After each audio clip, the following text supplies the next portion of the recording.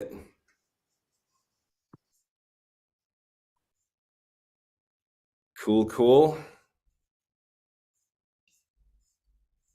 Welcome, everybody.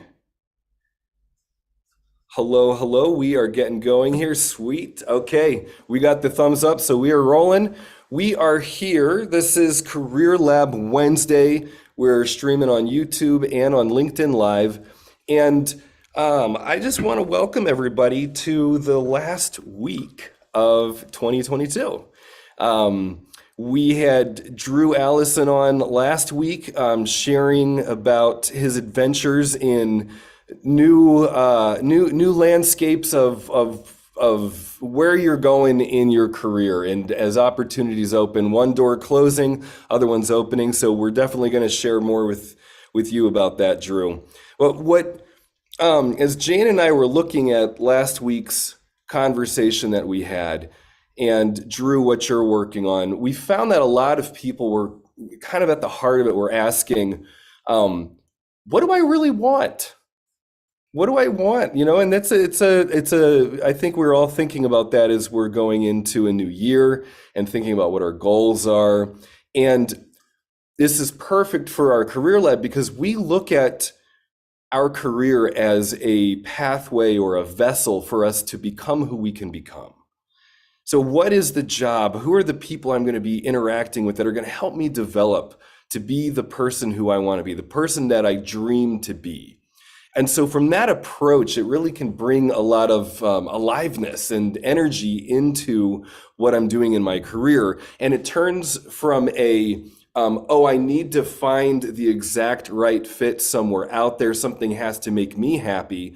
But it turns it into, oh, wow, this is actually a dialogue. This is a relationship. This is I'm engaging with the world around me to develop myself. I'm engaging with this job to develop myself. So it's a shift in our approach of how we get into work and how we get into relationships. So that's the overall context. But I want to say to everybody, we welcome any question career related. Doesn't matter. No question too small, no question too big. We often have people joining in week after week to check in on some of the bigger things that they're working on. And if you're starting off, and this is, you're just getting into your career now and you have some straightforward questions about resume and interviewing, that kind of thing, please share. Please let us know how we can support you. That's our primary job, is to support you in you realizing your potential through your career.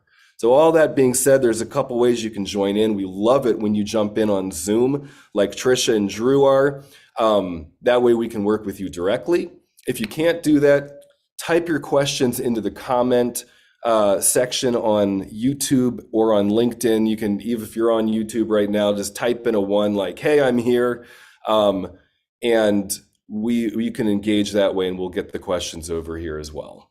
Okay, well, all that being said, Drew, welcome again. It's really lovely having you here. And I loved what you were sharing last week and how you're kind of opening yourself up vulnerably as you're in a transition in your career. I mean, it's pretty awesome to have a window into somebody who's in that process right now. So I would love for you to share with us what you've been up to the past week and your approach to your job search. Thanks so much, George. Yeah, it's nice to be back.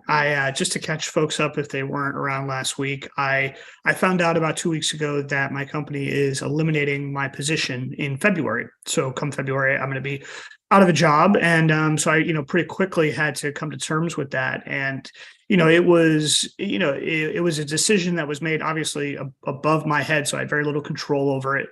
So my initial reactions, were really emotionally charged. There's a lot of anger, a lot of hurt that comes when, when that decision about your future is made, without you being able to fight for it or talk about it or really have any sort of opinion. And I immediately leaned on my network. As soon as I found out about it, I was reaching out to, coaches, both past and present, reaching out to George to see if I could hop on and talk about it here in this forum.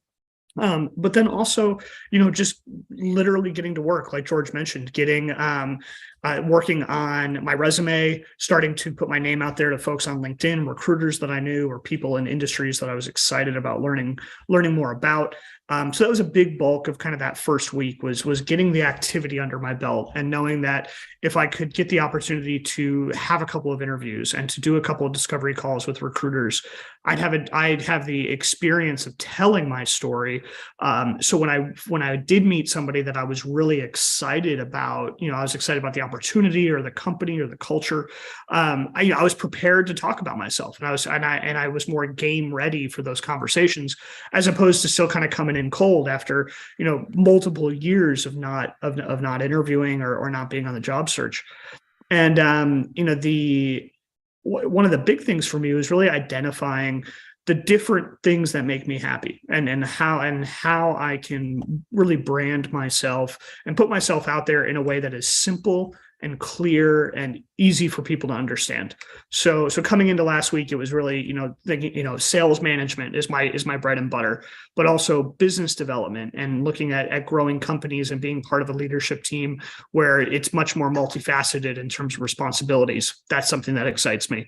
A lot of what I've done has also been sales marketing and marketing implementation and working with marketing specialists to kind of get the expectation of the company executed with a marketing strategy. So that's another bucket that I'm looking at.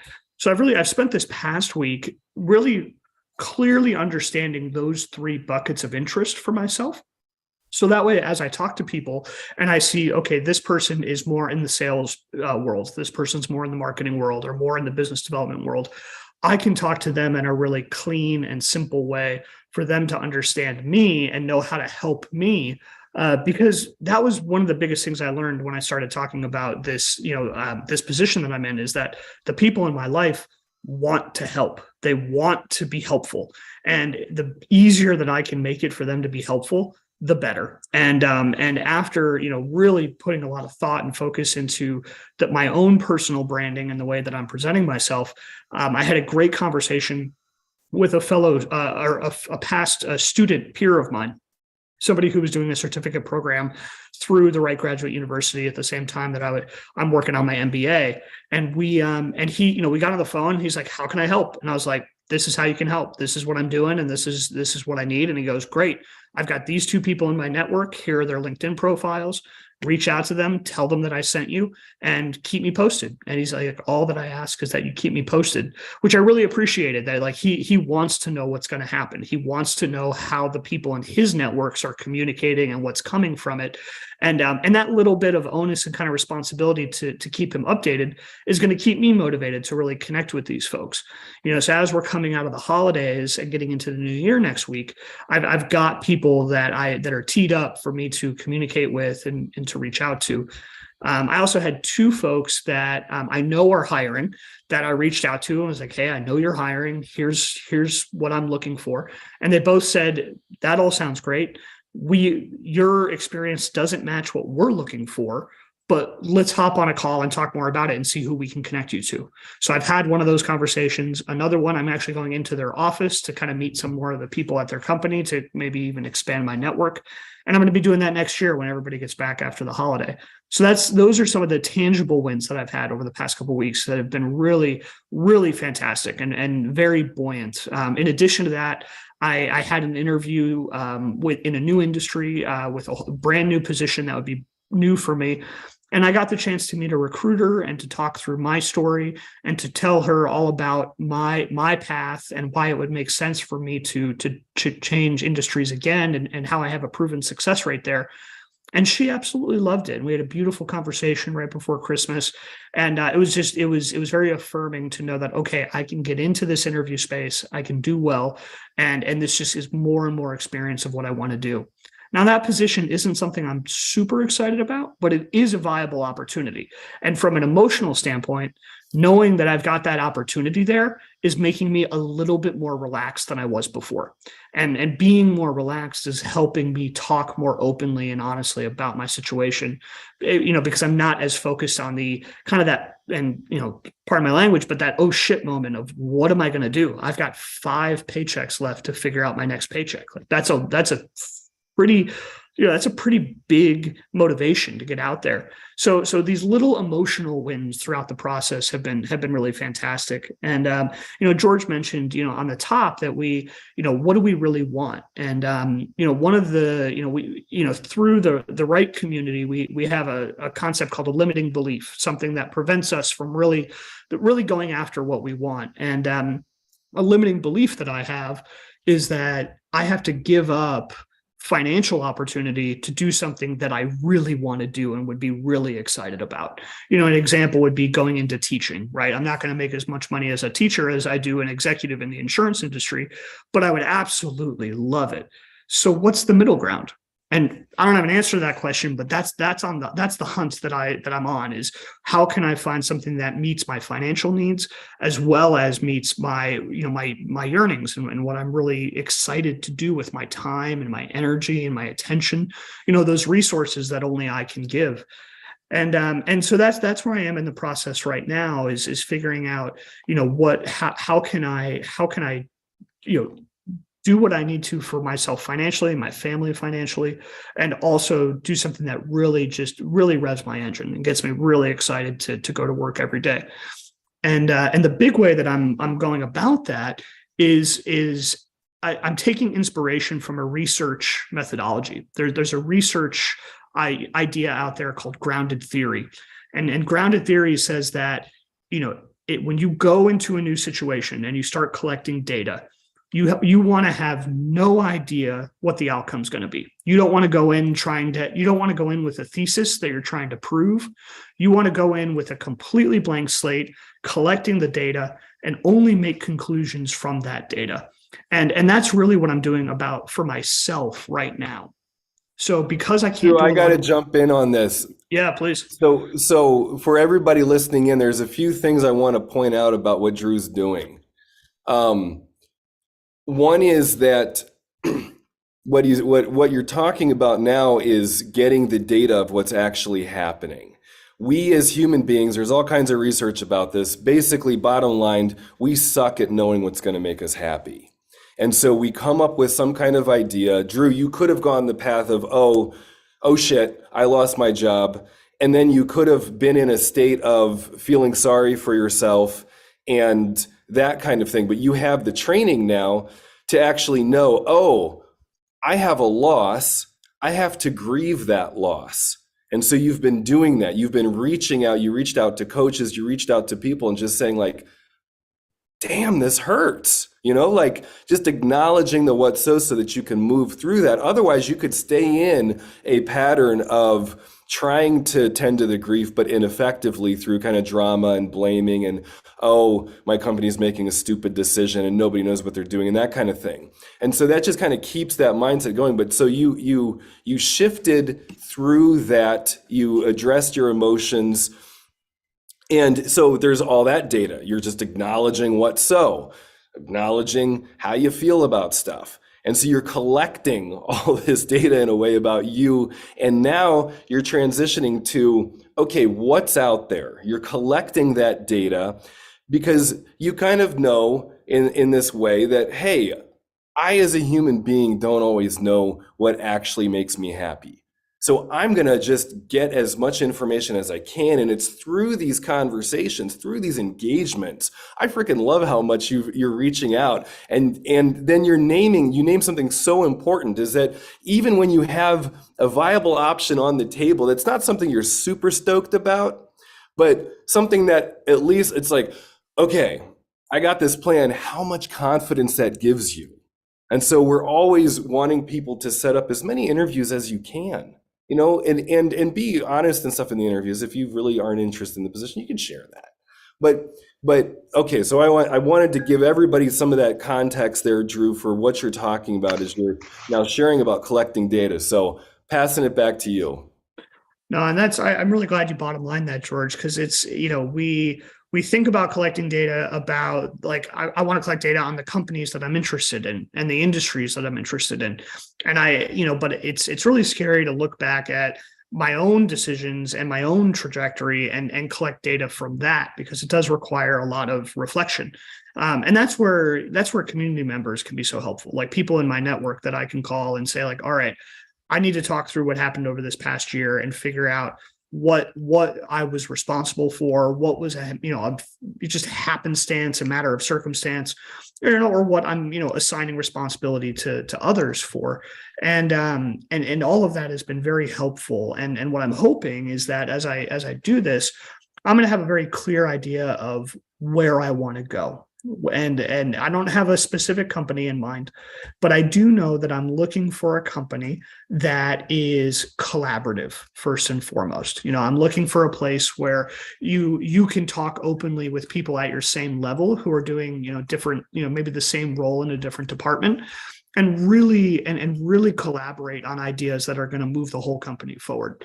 And I used to take that for granted. I used to think that that was a given, that collaboration is just what happened.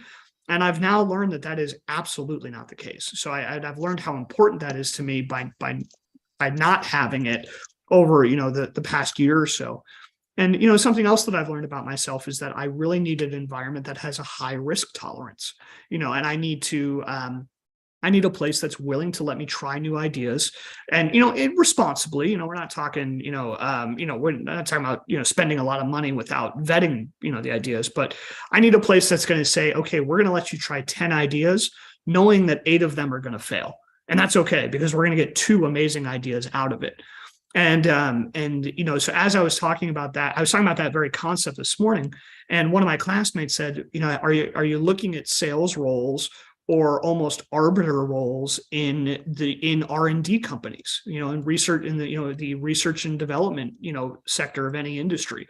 They need people who can take the ideas that they're developing and sell them to potential clients or investors. Hadn't thought about that at all, but just talking about it openly with people, it's like, okay, I now have a new search that I can go onto LinkedIn and go out there and see what's going on in the world of R&D, and how can I potentially be of value. So it's, sometimes, and that's where the grounded theory thing comes from, like just putting out my ideas and talking openly, knowing that something will come back, maybe not all the time, and maybe it's not as productive as I hope it to be every time. But when it hits, it hits because I put myself in a position to take advantage of what's out there and what's on people's minds. So the job search is very much not linear. There's so many paths and branches and forks that I've gone on even in the past 2 weeks that I'm really hoping to continue to learn from and enjoy. So that's kind of, to catch everybody up with where I'm at and also what's going on over this past week. The plan now, I also established a very concrete goal for myself. So this is based off of my sales training and the way that I manage pipelines when I'm selling a product. There's 3 core elements to my pipeline, and that's dials, meetings, and proposals. And dialing is exactly what it sounds. It's not just phone calls. It's messages, it's emails, LinkedIn messages, text messages, whatever. It's me trying to connect with somebody to have a meeting. And a meeting is basically a discovery call where, say, George and I, we know each other, but we haven't talked in a while, and I'm on the job hunt. I dial George, I send him a message, be like, hey, I'd love to connect. This is where I'm at. The meeting would be us just catching up and him learning about where I'm at and what I'm looking for, and getting the opportunity to maybe introduce me to somebody or say, hey, Drew, we've got an opportunity here, and I'd love to talk to you more about it. That's where it gets to, in my pipeline, would be like the proposal, or in this instance, the job interview, and getting to the point where I'm interviewing for companies that I'm really excited about. And so my goal is to have 3 meetings, 3 discovery conversations a week, starting next week, and 1 interview a week. And my goal is to get an interview next week, even though I'm starting, this is all really starting on Tuesday in earnest after the holiday. So 3 meetings, 1 interview. It doesn't sound like, it's not revolutionary, but it's a very clear idea of the activity that I need to get where I want to go. Now, that third part, the dial part, is where it all starts. And typically I would have a goal for that. I'd say I want to send 10 emails a day and apply to 10 jobs a day or something like that. The reality is I don't know what my dial goal needs to be in order to hit my meetings and interviews. So for right now, I'm doing as many dials as it takes to hit three meetings and an interview every single week. And I'm not going to cap it. And because if I cap it, if I say I'm only going to do, 10 or 15 dials a day, then I might hit that goal, feel good about it, but not actually hit the goals that get me to where I need to be. So over time, I'll figure out what the data is, how many dials I need. But for now, I'm just going all in, and I'm going to be dialing nonstop until I get those 3 meetings and 1 interview every week. And so that's a big part of my where I'm going. We talk about where I came from, where I am now, where I'm going. That's the system I'll be using to really set myself up, hopefully for success and a job offer here soon. So, Woo! That is freaking awesome, Drew. Thank you for sharing your story and your process. And that the dials, there's all kinds of things that we've talked about in Career Lab about this, that activity begets activity. So as you're doing that activity, you're going to have more things coming back your way. You're the rainmaker, you're generating. And that's also engaging. So I put in the chat here to check out our More Life training, which is our signature emotional intelligence program that coaches, therapists, lawyers, people who are getting CEUs come attend. And a lot of people will continue on with coaching or other leadership programs through that. But in this, we go through actually Dr. Judith Wright's grounded theory research of the evolating model and finding what it really takes to transform, to continue developing as an adult. And phase number 2 is engage. And it's so important to understand that it's about me not just like researching, that can be a component of engaging, but not just thinking about the next thing to do, perseverating on it, kind of getting stuck in what's the phrase I'm thinking of for that? Well, I thought of mental masturbation, so I'll just say it. And getting stuck in that phrase, the frame of mind where I'm perseverating and I'm not really getting anywhere. And that can be a real trap for a lot of people, especially when we're feeling afraid. And so we take a step back in ways that is not a great thing to do. Certainly there's things we want to be afraid of and pay attention to that way. But in terms of networking, it's almost always a good idea to engage with the fear of reaching out and making connections with people. That is I don't know when that would be a bad idea. And so as we're engaging, then we start to learn more about ourselves, like Drew, what you're finding about your values. You're getting clarity about, this is what's really important to me in a company. You wouldn't have known that if you hadn't done the activity, if you hadn't engaged to find that out about yourself. So you're finding out things about yourself and what you value, and you're finding out about other companies. You're finding out about other people, what other people are up to. And from that, then emerges what you want. And I think we're getting to the heart of how we find what we really want. It's not as straight of a line as we might think. So I want to open this up to everybody who's joining in. Welcome, Anita. Good to have you on. Thank you. Welcome again, Trisha and Eric.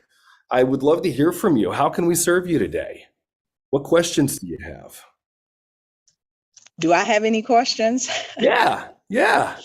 I'm just glad to be here. Thank you for inviting me. I'm just trying to learn, like you say, get more into networking, because I have been in corporate America now for about 30 plus years. And that's one of the things that one of my former CEOs taught me. He said, if nothing else, I never forgot the message, make it your business to know or to meet one new person a month. He said, most people have like the same small circle their entire life. He said, you've got to make it your business to network a lot more. And at least by the end of the year, have 6 or 12 new networking people, whether they're business people, friends, colleagues, associates, whatever. So that is something that I took with me in my career, and I never forget. And it has helped me out immensely.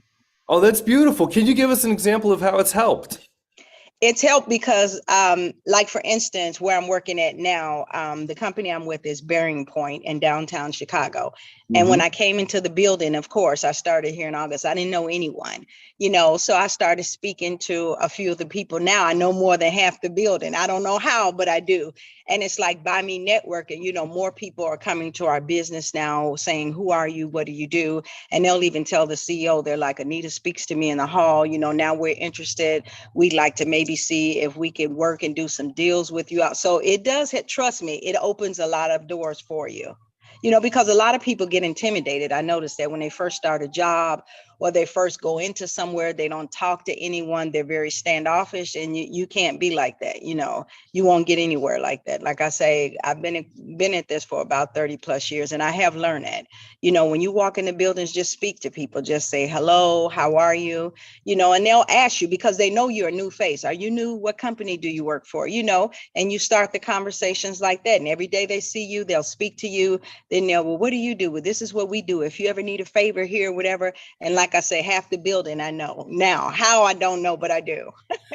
Well, it sounds like because you engaged. It Yes, sounds like yes, because you see people and you take advantage of that opportunity and you listen to yes, what your mentor said yep, and you act on it. So yes. that's fantastic. I love hearing that. And it fits right in with what we're talking about engaging. Now, you mentioned something about feeling afraid. Yes. And I want to say this out to everybody who's listening. You know, we just have we're still in the midst of it. I mean, geez, how many people got sick over these holidays? Right. And so we are this is a thing. We're coming out of pandemic time. Sure. And a lot of people have been on Zoom only and have been in close. There's been less social interaction. And so Yes. there is that anxiety about, I Mm-hmm. feel it when I go like to an event where there's like people I'm actually with in person, like I'm so uncomfortable. Yeah. And and it's like, Drew, I'm thinking back to what you shared when you first found out that your position was eliminated. It's like to allow myself to acknowledge the reality that I'm Mm-hmm. freaking uncomfortable or that Yeah. something happened instead of using my discomfort to indict myself and say, geez, something's wrong with me. I got to make myself perfect. I got to do something right. What do I have to do before I start talking to people or whatever? I just want to put it out there Mm-hmm. that I think everybody, most people I know are in this space of, geez, this is uncomfortable.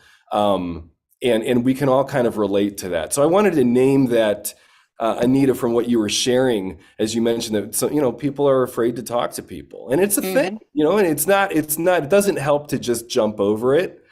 But to acknowledge and say, okay, that's fine. I do feel uncomfortable, and I'm going to engage, and we'll see if I can, Drew, what you're talking about, challenge the limiting belief that I'm not enough or I don't belong or something like that. I'm going to challenge that limiting belief, talk to people, and then say, oh my gosh, look, I just challenged that thing. It wasn't true. I am belonging. Look at this. People are saying, yeah, let us know when you need something. And now I'm rewiring my brain and changing my outlook in life. So Right. I wanted to share a little bit about that. We go very deep into this process on the More Life training coming up in a couple weeks. So check that out if that is something that you're interested in. Thank you. Eric, good to see you, man. Yeah, Welcome. good to see you. Yeah, good to see you, brother. Yeah, likewise. I want to touch on just a few things that Anita said that really stood out to me. One, you talked about that goal of meeting one new person a month. There's a best practice that I follow that I got from the sales training here at Wright called 3x3x3. And all it means is when you're really excited about a company or a new position or joining you're in an office in a new building, setting that goal of meeting 3 different people in the organization who are at 3 different levels. So, executive, middle management, Mm-hmm. even down to like the receptionist, the people in the mailroom, doesn't matter. 3 different levels, and who have 3 different lengths of tenure. People who have been at the company newer, longer, maybe just for a year or two, and really learning a company from the inside out using those connections.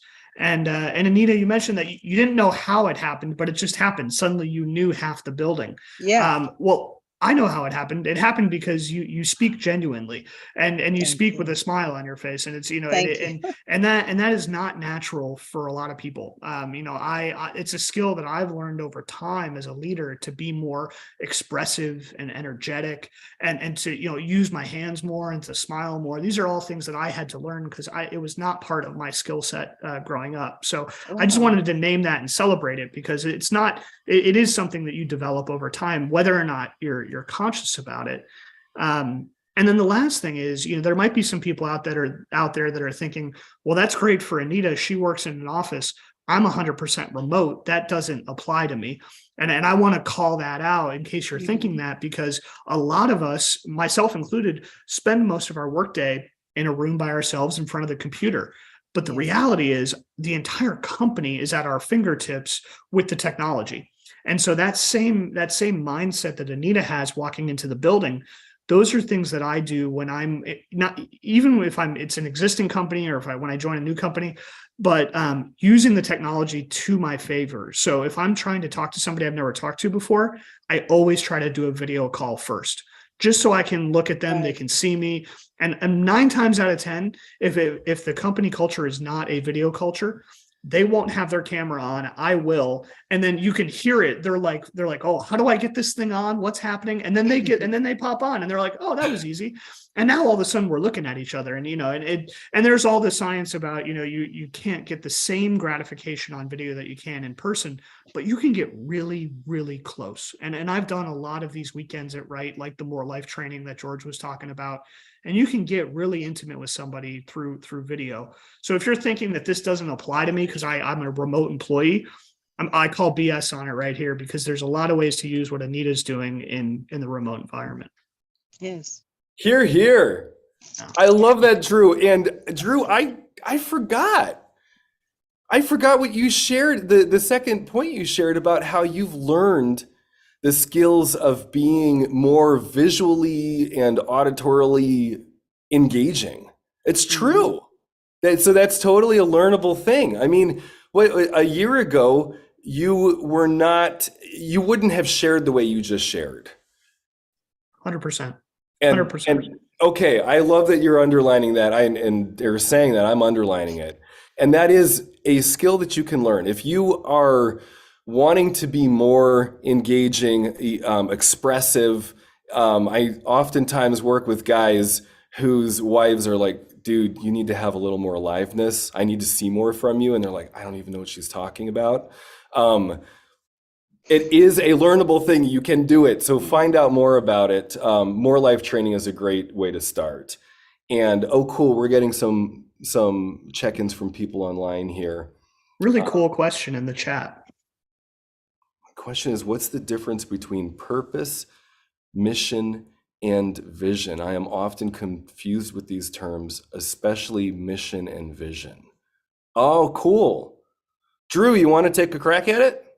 I'll take a crack, and yeah, if you've got any thoughts or if anybody else has any ideas, this is one that could be a bit of a personal response. So first thing, Dirk, I'd say is you may have a slightly different definition than what we say, and that's okay. These terms there's not a universal scientific definition, but for me, if I'm looking at purpose, mission, and vision, purpose is purpose is the things that influence my behavior. So my purpose might be to contribute to my community, to serve the people on my team, and for prosperous growth for myself. So those purposes can inform how I interact with people. And I can say, okay, is what I'm about to do, is it going to serve my team, or is it going to contribute to my community?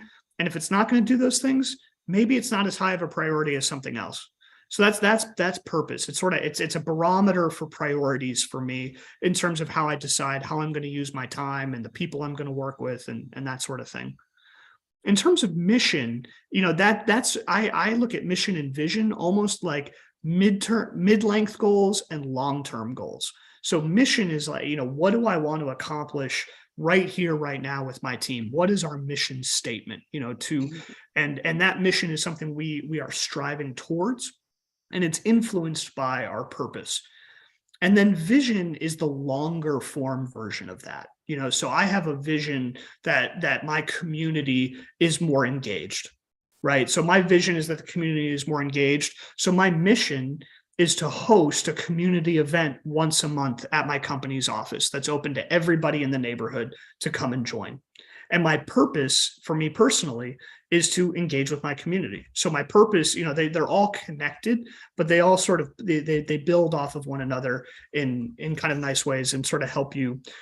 It's kind of ways to split up your game plan into different sections between what's inspiring the action, what the mission is right here, right now, and what the long-term vision is down the line.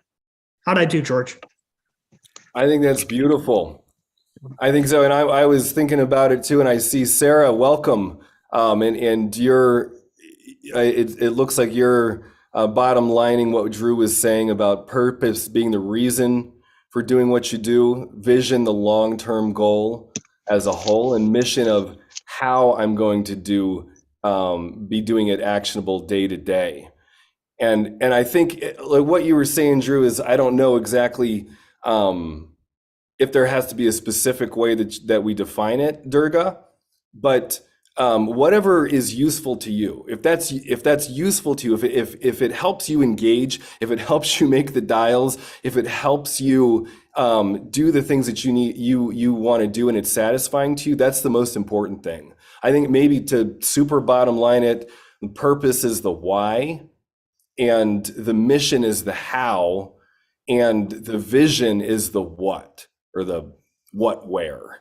And so a little trick about vision that I was just working with somebody on is when I'm saying what the vision is of who I want to be or where I'm going or what my company's doing, is to actually speak it in present state, so that I'm tricking my unconscious mind into believing that it's true, and it will actually have me engage that way more readily. And so if it's not, vision of I will I will have a six-pack abs, instead saying something like, I am enjoying my body and enjoying the way that my muscles feel. Like saying something like that, it's I guess it might be a little bit of a white lie. And there's all kinds of ways to work this deeper. But just as you're going into this new year, you know what else? Check out the our New Year Visioning workshop. That's our next evening event. It's a 2-year event. Dr. Judith Wright is going to go deeper into how to vision and plan with greater success rates. So check that out. I'm not going to go a whole lot deeper into that now, but there's definitely ways you can learn more about that. So we'll share that chat in the chat in just a moment here. Well, welcome everybody. I want to do a quick room reset. We've got about 20 minutes left. This is Career Lab Wednesday. We're here every Wednesday, noon to 1 p.m. Central. Our primary purpose is to help you in your career, help you become the person that you want to become. That's our framework for your job, is that your job is a vessel or pathway for you to reach your potential. And so if you're in a transition, it's looking at, okay, what's the company that's going to help me do that? Or what's the career path I'm going to take? What's the business I'm going to start that's going to have me realize my potential? If you are currently at a spot and you're like, how do I develop myself here? Look at it through that perspective. What are the things you've done well? What are the things you could do better at? And those things that you could do better at, let us know. Let us know, okay, I got this feedback from my boss, from my manager, and I just don't know what they mean, or I don't know how to do it. I kind of get it, but I don't know how to manage my team in the way that they're wanting me to. Share that stuff with us. We can really help you there. Thank you, Jane, for sharing that in there. So as we're coming into the last bit here, I want to check in with everybody. Eric, Trisha, and Sarah, anything that we can serve you with today? Any ways that we can support you? So I'm just going to say that was a really great talk. I didn't know what to expect, honestly. I'm currently not looking for a job, but something along the lines of what Anita said, was to like having to push myself to network. And I'm like the last person to be like a salesperson. And I feel like Eric was saying, like, get over yourself. I mean, in a nicer way, like, don't, I don't know, Keep like, going, yeah. like, just do it. Just make a plan and do it. And that I can kind of use this in, not just career wise, but like personally. So, just do it. So, yeah. Well, no, well, that sometimes that works. And sometimes part of what we do at Right Foundation is we break things down as much as we can. We really hone in on what's going on for an individual. And that I appreciate, like the processing the emotions, like not being, like, for example, today, I'm just using today as an example. I got a text from my sister that said, Mom broke her hip. She's in the hospital, something. And like, oh my gosh, my day is wrecked. But then it's like, wait a minute. No, like, let's think about this clearly. And just having to like, okay, no, she's in the hospital. She's taken care of. We'll see her after work, like, we'll deal with it. Let's just, yeah, it's scary, but and that's kind of how I saw Eric's approach, I guess, knowing that your job is going to end in February. Oh, you mean Drew? Oh, I'm sorry. Drew. Sorry. Drew. I'm sorry. Wrong guy. No worries. Yeah. The speaker. So, yeah, that's kind of like, your initial human emotions take over, but then you make a plan for it. Right. So will you tell us more? Are you game to share a little bit about the networking and what you Yeah. feel around that? Yeah, so I don't really know how to network really. So I'm guess like learning or just listening and learning, and it's just like whenever I meet people, it's kind of like, hey, do you want to connect on LinkedIn? That's as far as my networking goes. So Okay, cool. Now, so you're in an environment now where are you saying that you connect on LinkedIn after you've met in person? correct. Yeah. Yeah. Okay. And then what would you want to do with that person after connecting with them on LinkedIn? LinkedIn is great because it's really easy Yeah. to like get a snapshot of who somebody is, and also for me to follow up with. I like it better than cards because I just lose those. So I can be like, oh, that person that I met at that event, I can find them on LinkedIn. Okay, great, I'm connected. So what would you want? What's the next? I guess my hope, or how I envision myself using LinkedIn as, hey, do you want to go out for a coffee? Let's talk about work. Let's talk shop or something like that. And nothing really, I mean, I'm not currently in the market right now, but just kind of that kind of. Yeah. Yeah. Yeah, absolutely. And so when you're connecting with somebody, you talk to them, you got their LinkedIn information. On LinkedIn, then do you send them a message and say, loved meeting you the other day. It's great I connection. do, but then that's where I stop. It's kind of like what Anita was saying, like you can't be afraid, but what I am, because it's that limiting theory, like, oh no, they probably think I'm weird if I reach out to them. And yeah, so Tricia, there's millions of people that feel exactly the same way you do, including me. Yeah, Eric's got his hand up.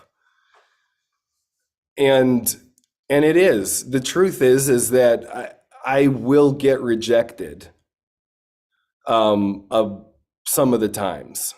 That will happen. I would be lying if I didn't say it. And if somebody doesn't get back to me, I do feel hurt. And I don't know that there's any easy way to sugarcoat it. I guess there's not. And there are people who do respond. And then I've got to confront my fear of actually having the meeting. When I'm walking up to a coffee shop about like ready to meet somebody for coffee, I'm scared. I really am. And so I'm sharing about me. What are you getting from this Anita, or Trisha, sorry. It's universal.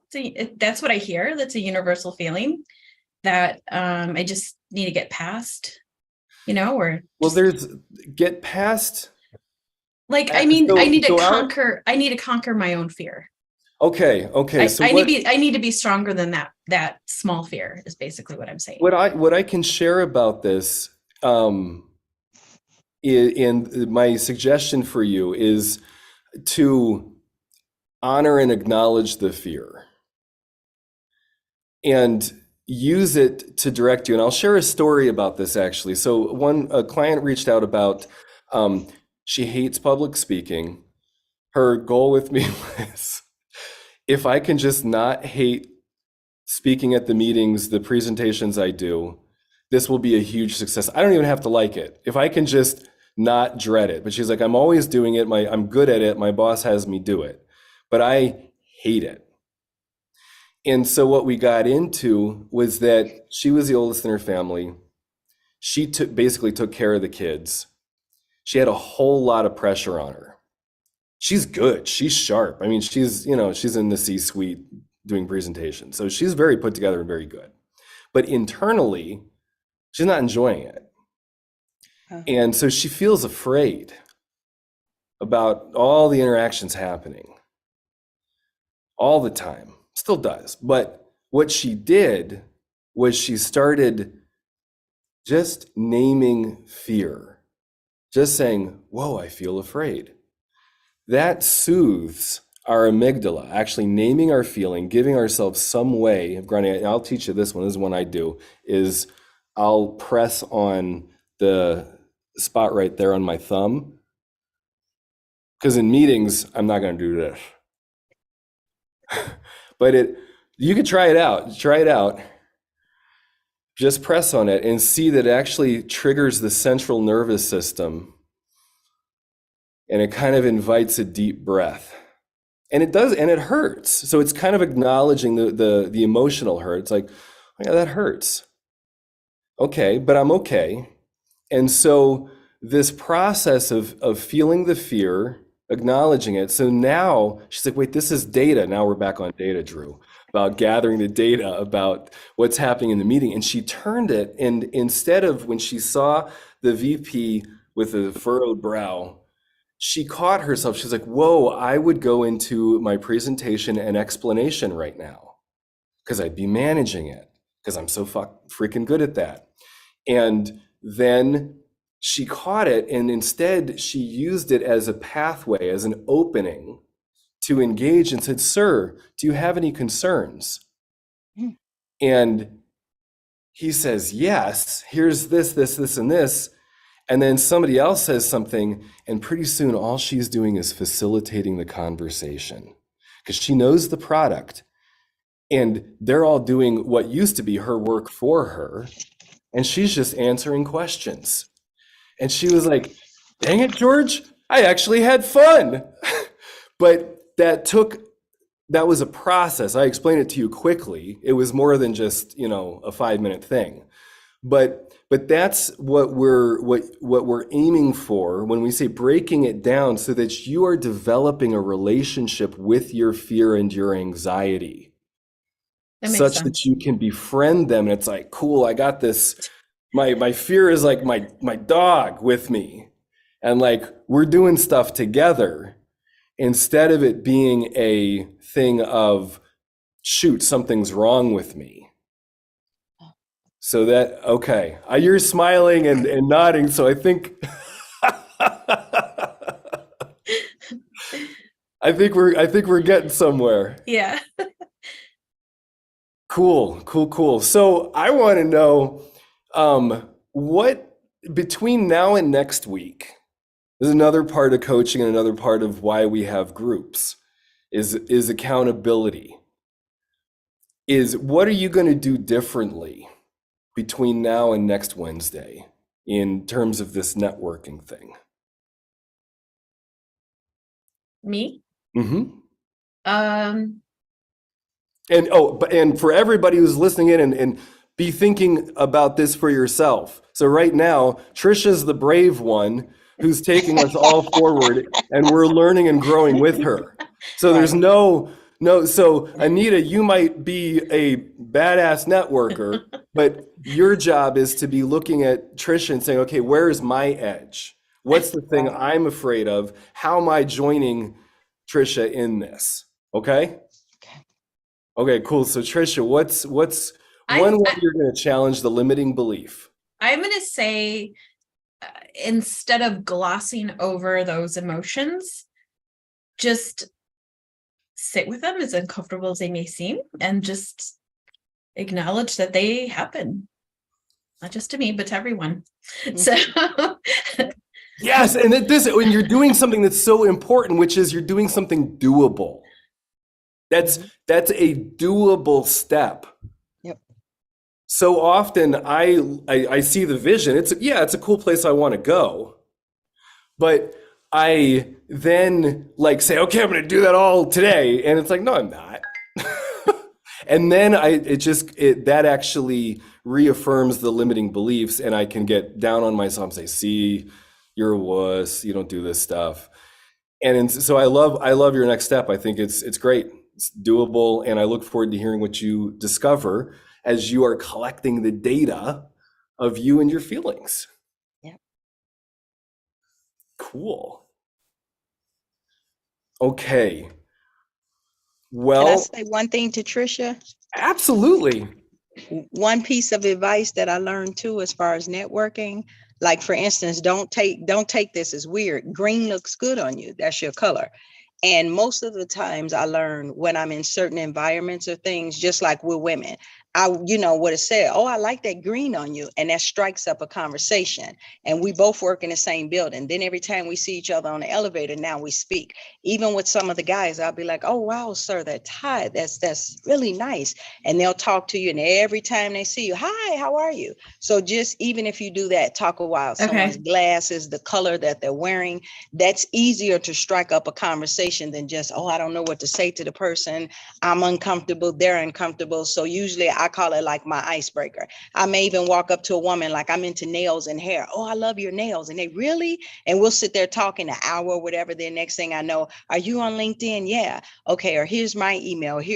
That's the easiest way for me to just do the networking. You understand? I mean, Yeah. it's just something to help you out, but that's the Thank you. easiest way to do it. Thank you, Yeah. Anita.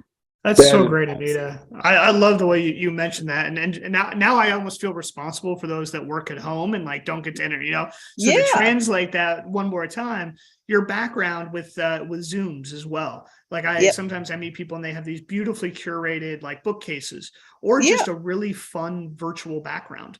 And Yep. both serve the same function. It gets the conversation going. It gets you something Yep. to talk about. So yeah, that was awesome. Spot on. Oh, that's Thank you. beautiful. Well, sweet. Well, we've got just a few more minutes here. Eric, great to see you. Is there anything that you want to check in on in any ways we can support you? No, I've been getting a lot of support just listening to everyone because that's, I'm looking towards job transition right now. And what I'm noticing through this conversation is that I'm missing a lot of the mission in my puzzle here. So I kind of have the vision and I sort of have my purpose, but I'm just expecting it to end up into vision without much in between. So that's where I see my work, getting ideas from you guys here, and networking is definitely my biggest edge to dig into. I am fully aware of the fear that I have about connecting with people and all the stuff I'm telling myself, like, oh, I don't want to talk to people or whatever else to, not engage, right? So the mission is to engage. That's pretty much where I'm at. Okay, cool. I look forward to hearing more about that and what you're getting from you engaging and the limiting beliefs that you're challenging in that. Yeah, definitely. Well, there will be a lot of data, like you said, hurt or not hurt. Right on. Well, cool. Well, so we've got, this is our last Career Lab of the year.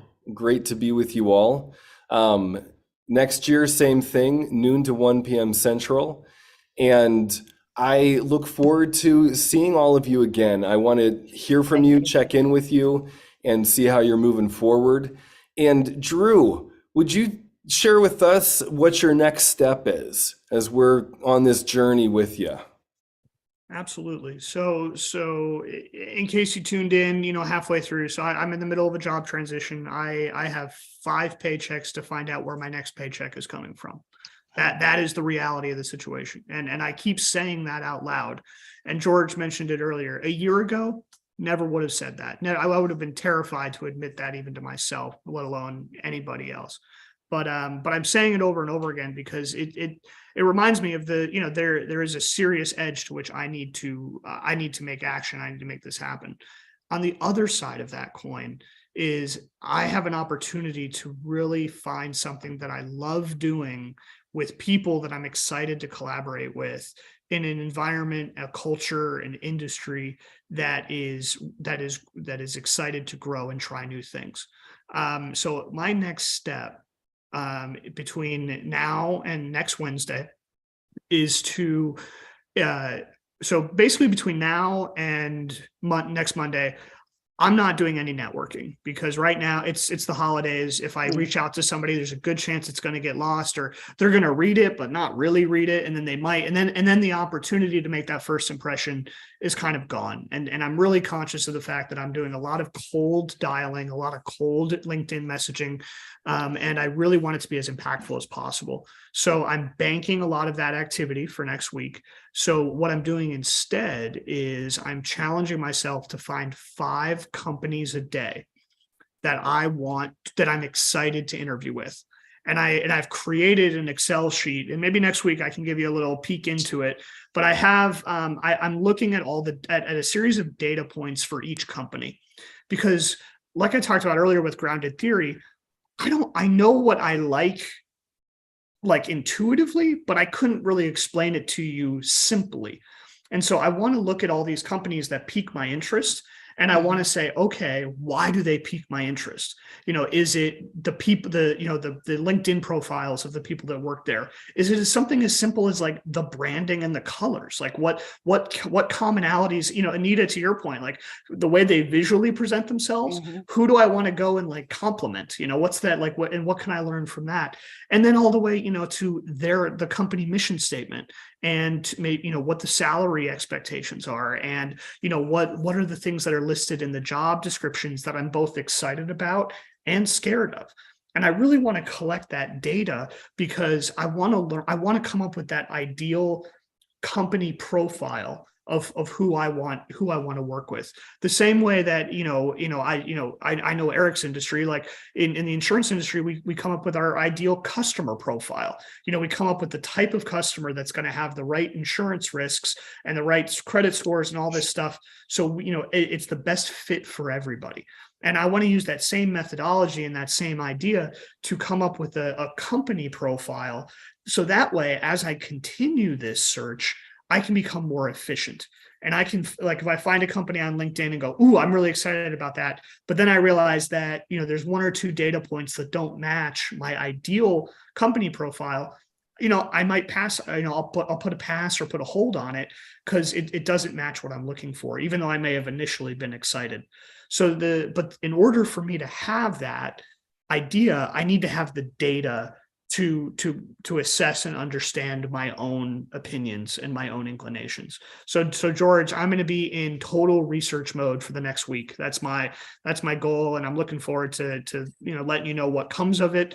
And by next Wednesday, that'll have given me about 36 hours after the holiday. I should have at least 1 meeting and hopefully an interview scheduled between now and then as well. So Rock on. Good luck. You are like the poster child for our approach to interviewing, of just researching the bejeebus out of the companies and really getting to know more about yourself in the process. And it's like you're like reverse engineering this so that you're curious about yourself. You're learning about yourself while you're doing this, so that when you're going into the interviews, you're going to be really strong. You're going to have a lot of the confidence that people are always saying, I don't feel confident in interviews. Well, it's kind of hard to feel confident in interviews. But if you're getting all the data, knowing, wow, this looks like a great fit for me, That's going to feel so much better than just trying to sell yourself, than just Yeah. trying to look good. So we'll have to talk more about that another time if that's questions you have when people are saying, "Oh, how do I answer questions in a way that makes me look good?" It has a lot more to do with what questions are you asking? Mm. What questions are you asking the company? That's actually what's going to make you look good. So we can share more about that. But And the last thing I'll say, George, just 2 seconds, is that, I know that I project confidently, and I know that but I want, to Anita and Trisha and Eric's point earlier, like, even as I was talking about that off camera, I was rubbing like this point in my palm, and that's one of my soothing techniques. And it's something I've picked up on recently that I do intuitively, but I've started to do it more intentionally to help at certain times. So this whole thing comes with a whole lot of fear, a whole lot of anger, a whole lot of hurt. And that's also, very, very present as well. So just to give an accurate picture Love of it. the whole thing. No. Thank you. Thank you, Thanks, Drew. George. Thank you for that. Thank you for sharing the radical self-care with us. Yes. And as Jane put in there, would love to have a 15-minute coaching call with anybody joining in. If you want, I will do whatever I can do in that 15 minutes to serve you. And if there's more needed afterwards, we'll set that up as well. But please take some time with me. I look forward to getting to know you all more. So Thank you. I got to jump. I will see you all later. Happy end of 2022 and see you in the new year. Happy New Happy New Year, Year. everyone. Thanks, Take everybody. care. Bye. Thank you. Happy New Year.